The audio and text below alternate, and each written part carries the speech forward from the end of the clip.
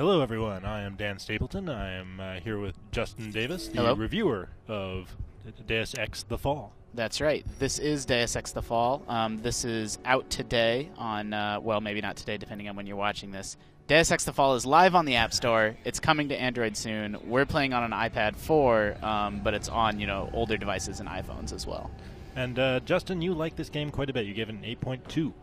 I did give it an 8.2, and you actually just saw one of the things I like about it, which is, so obviously they had to make some sacrifices to get this running on mobile devices, but I feel like the sacrifices they made, they did in a smart way. So, for example, you still have a Move Heavy Objects augment, but instead of it being physics, which are, very hard to pull off on a, less powerful tablet, they don't actually use physics to move. Like, you just tap the button and the object moves. And they make other, little smart sacrifices like that to let the game still look very, very pretty, be impressive. You can search trash cans, take the beer in the trash can, things like that. The world still has a high level of fidelity, even though you're playing on a tablet, even though you're playing, you're not playing on a next-gen or current-gen console. Right, and that kind of, like, actual picking stuff up and manipulating it wouldn't work very well on a touchsime anyway, so it feels like a pretty smart decision. And so I feel like exactly. They did a smart combination of, like, here's where we're going to put our energy and attention, here's how we're going to make the world believable and things of that nature,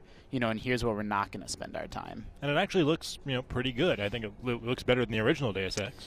Yeah, certainly. I'm very impressed with this game visually, again, sort of with the caveat that, it is running on. It runs all the way down to a iPad 3, and they're adding iPad 2 support, but it's not in there right now today. So you say this is a direct sequel to a novel. Yes, so the story here is you play as Ben Saxon, where you're another, augmented individual. You're a former mercenary, and you're trying to investigate, you're trying to figure out why there's a neuropozyne shortage. Neuropozyne is the drug that augments need, and if they don't get it, I think it eventually kills them. People start taking this other drug instead, and then it turns out that's not dangerous. Where's that other one coming from? Why is it on the streets? It's actually a pretty sophisticated, pretty, deep story. Again, with the caveat that it's deep for a mobile game. It's sort of full of tropes. It's sort of the usual. Oh god. The hacking game looks pretty similar to the original Human Revolution one. The hacking is identical. It's identical functionally. It works the same way. And so you'll see what I just did was this is actually a completely optional area. There's nothing in here. You don't need to come in here for the story. There's just a little bit of loot inside that I just picked up. So that's one thing that I like about this. Just like the console game, just like Human Revolution, it does reward players that explore off the beaten path. And it's not a full open world, but it's hub based. And I guess this one just has one hub, correct? Yeah. So we're in the Panama City hub right now. And you branch off and you go into dungeons, and there's different places to spin off from within that hub. We can go into this nightclub and. At this point in the game, there is, 37 meters ahead is my sort of plot objective, but the world's open. Like, you can go explore what you want to explore if we wanted to. Oh. We're getting a little bit of story here. So you see it's fully voice acted.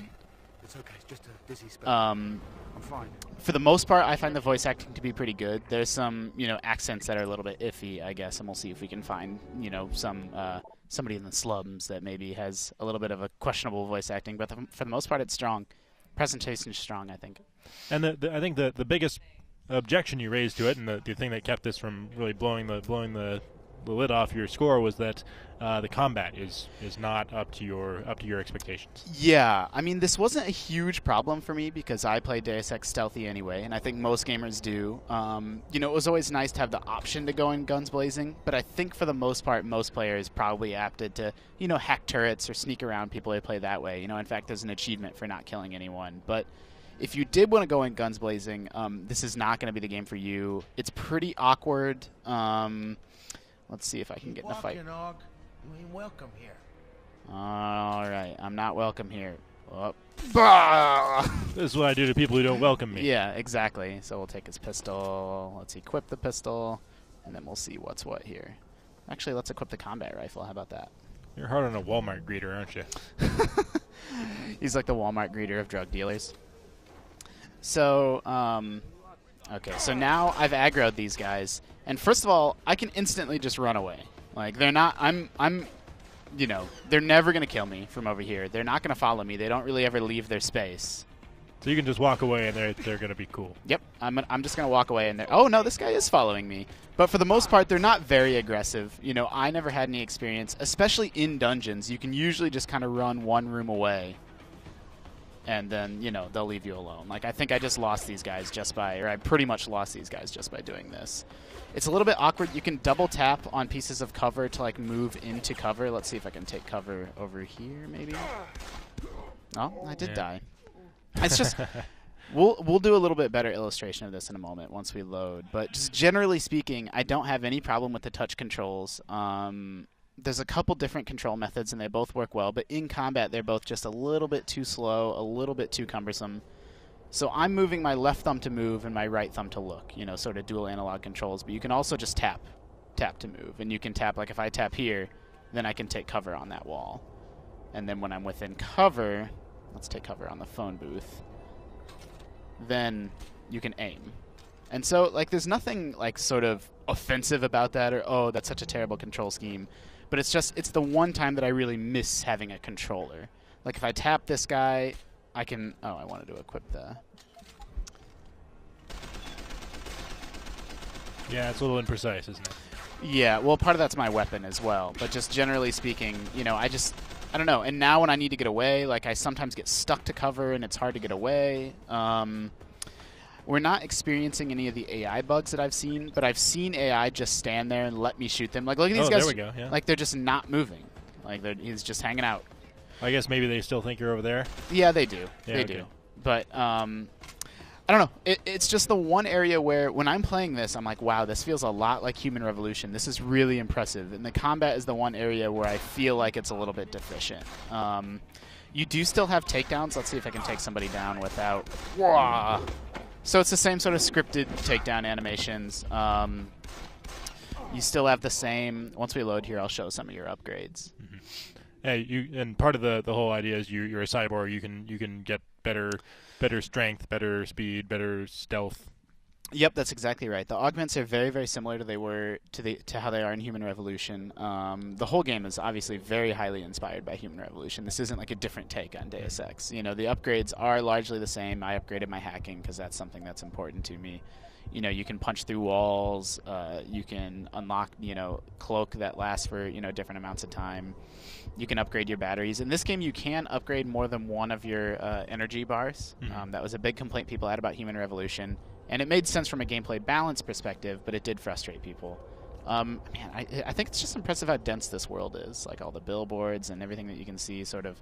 You don't often see like sort of transparency effects on mobile like you do on this stop sign. And, you know, if graphics are going to continue to improve, so, you know, no one should be too wowed by this. But I do think it's worth pointing out that, you know, the level of graphical fidelity is uncommon on mobile. You know? I can't recall having seen a better looking you know, open world game like this on a mobile game, mobile platform.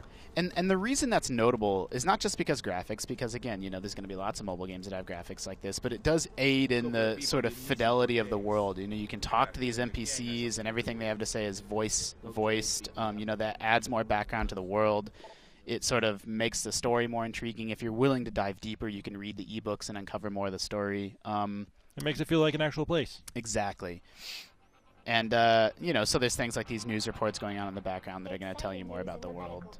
And how long did it take you to play through the entire story?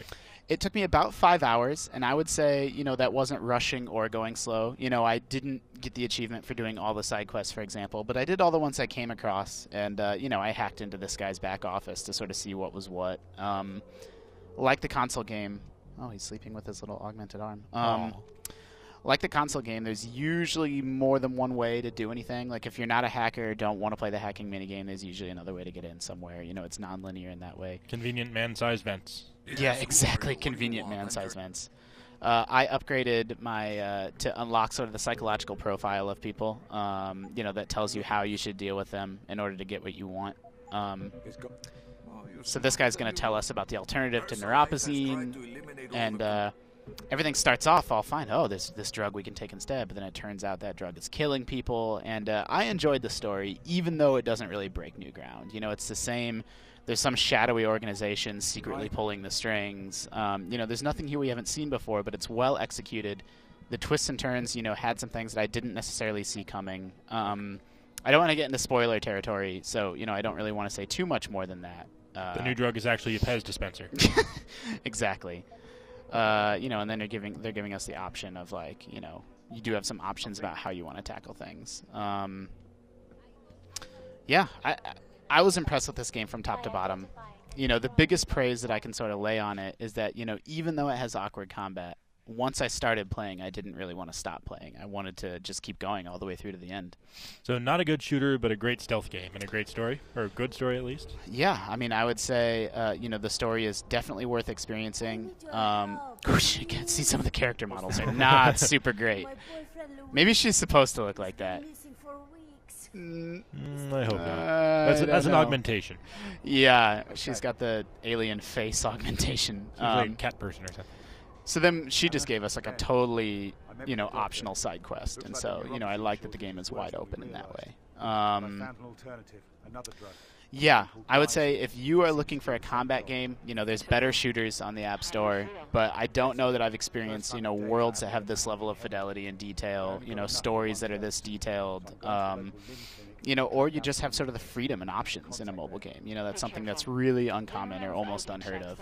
Yeah, and since we don't have another Deus Ex game announced coming out yet anytime soon, this is probably a good way to get a fix. Yep. All right, then. Well, for myself and Justin Davis, thank you for tuning in to our Deus Ex review commentary. And for all the info on Deus Ex The Fall, be sure to check out IGN. Okay, this is what I'm going to close on. Bah! You made him bleed with your hand.